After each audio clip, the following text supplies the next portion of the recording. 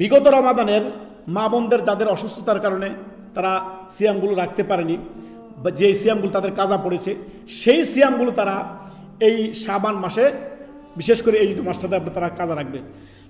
কেন উম্মুল মুমিনিন আয়েশা রাদিয়াল্লাহু আনহা নবী সাল্লাল্লাহু আলাইহি সাল্লাম কি বললেন, একটু আগে আমরা হাদিস কি বললাম, রাসূলুল্লাহ সাল্লাল্লাহু আলাইহি সাল্লাম আপনার এই শাবান মাসে তিনি বেশি বেশি করে নফল সিয়াম পালন করতেন।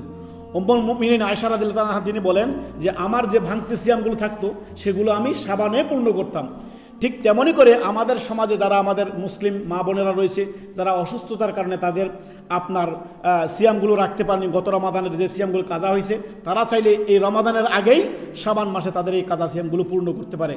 কিংবা কেউ যদি অসুস্থ থেকে থাকে, যারা অসুস্থ ছিল রমাদান মাসের অনেক রোজা হয়তো রাখতে পারেনি, তারাও আপনার চাইলে তাদের এই ভাঙতি যেই কাজা রোজা সিয়ামগুলো সেগুলো এই শাবান মাসে তারা পূর্ণ করে নিতে পারে।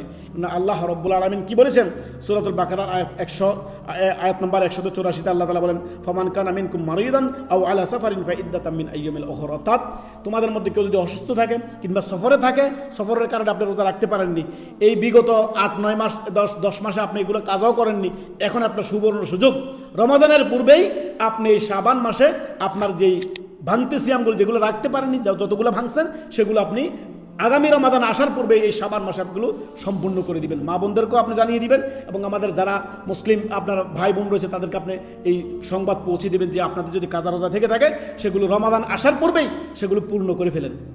রমাদান বিশেষ করে যারা আপনার রেখেছেন আলহামদুলিল্লাহ, তারা কি করবেন, বেশি বেশি করে নফল সিয়াম পালন করেন, রমাদানের প্রস্তুতি গ্রহণ করেন। রমাদান আসতে যাচ্ছে আমাদের সামনে, তাই না? আল্লাহ আমাদেরকে বেশি বেশি করে রমাদানের গুরুত্ব মাহাত্ম্য বোঝা এবং রমাদানের জন্য ফুল প্রস্তুতি নিয়ে রমাদানকে আহলান সালাম জানানোর তৌফিক দান করুন। আল্লাহুম্মা আমিন।